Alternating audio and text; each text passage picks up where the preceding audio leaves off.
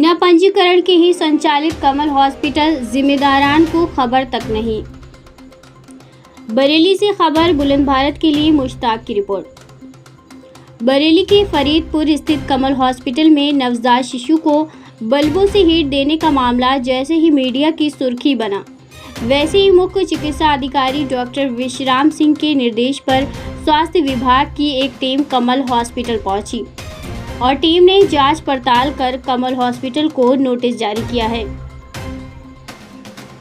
आज मुख्य चिकित्सा अधिकारी डॉक्टर विश्राम सिंह ने बताया कि कमल हॉस्पिटल द्वारा नवजात शिशु को बल्बों से हीट देने की जांच कराई जा रही है। जैसे कि आपके द्वारा संज्ञान में लाया गया मामला है, तो हमारे एडिशनल सीएमओ साहब गए थे, तो वहाँ उन्होंने निरीक्षण किया। निरीक्षण के उपरांत उनको नोटिस जारी किया कि आपके पास फोटोथेरेपी क्यों नहीं है। तो उन्होंने संज्ञान में लाया कि जल्दी से जल्दी हम खरीदने के बाद में बच्चों का उपचार शुरू कर दें।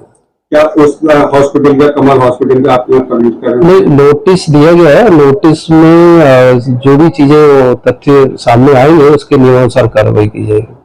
जानकारी मिली है कि आयुर्वेदिक में उसका पंजीकरण है, वो भी पिछले साल तक का आप नहीं है। नहीं, आयुर्वेदिक हमारे ज्यूरिडिक्शन में नहीं है, लेकिन एलोपैथिक अगर कोई प्रैक्टिस करता हुआ पाया जाता है तो वो हमारे ज्यूरिडिक्शन में और नियमानुसार कार्रवाई उसके खिलाफ की जाएगी। वहीं कमल हॉस्पिटल में नवजात शिशु को बल्बों से हीट देने के प्रकरण में नया मोड़ सामने आया है।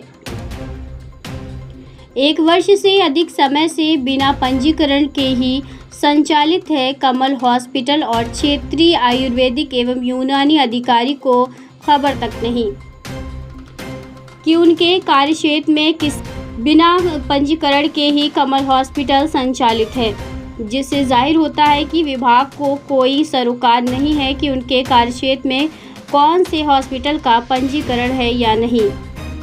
आज क्षेत्रीय आयुर्वेदिक एवं यूनानी अधिकारी डॉक्टर अभिषेक सिंह ने बताया कि फरीदपुर स्थित कमल हॉस्पिटल के पंजीकरण की बीते वर्ष के फरवरी माह तक वैधता थी।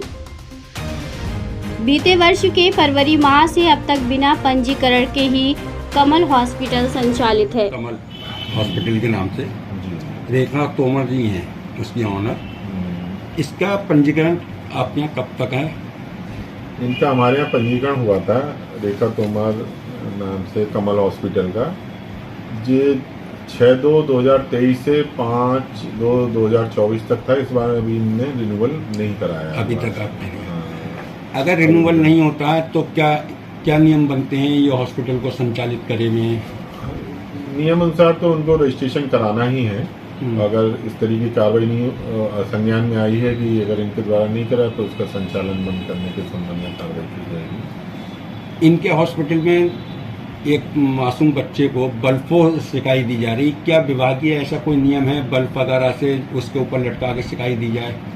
नहीं, देखिए तो सिक्योरिटी फर्स्ट होती है और वो चिकित्सा कर रही है किसी मशीन का या किसी ऐसे बिना सिक्योरिटी के किसी को ऐसे बल्ब लगाना, तो कोई चिकित्सा ऐसा नहीं आता। लेकिन हाँ, कई बार न्यूनेटल जॉइंटिस या उसमें रोशनी तेज रोशनी में रखने का वो बताया गया है, लेकिन उसको सिक्योरिटी के साथ ही आप ऐसा कुछ कर सकते हैं। क्या आपके विभाग के डॉक्टर जो होते हैं वो ड्रिप वगैरह दे सकते हैं मरीज को एडमिट करके?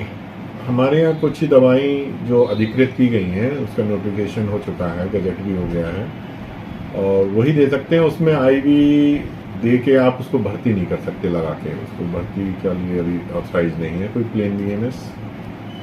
जिस तरह से देखा जाता है अस्पताल में एक मतलब रोशनी की कमी है और बेड पे चादरें वगैरह नहीं है, तो ये क्या नियम में आता है कि साफ सफाई बेड की? बिल्कुल, ये तो अगर कोई भी एक नैतिक जिम्मेदारी भी बनती है किसी अस्पताल की और नियमानुसार अगर इस तरीके की गंदगी और अनियमितता पाई जाएगी कभी किसी चेकिंग में, तो उसके उस तरीके की कार्रवाई भी कराई जाएगी। क्या सर आपके यहाँ से जो पंजीकरण अस्पताल होते हैं उसमें अन्य विभाग का भी अस्पताल का पंजीकरण मान्य होगा उस बिल्डिंग के अंदर?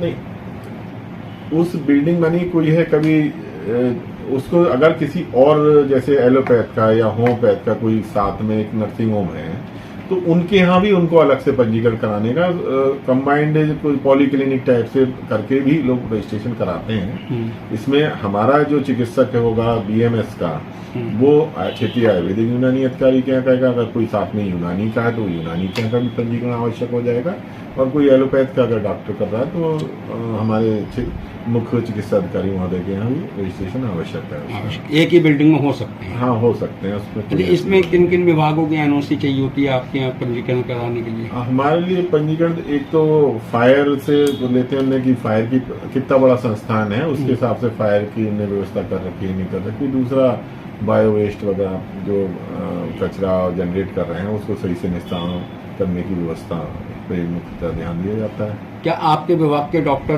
किसी को टाँके वगैरह लगा सकते हैं? देखिए, एक इमरजेंसी में ये हमारे यहाँ भी जो डिग्री होती है क्या है, bachelor in Ayurvedic medicine and surgery.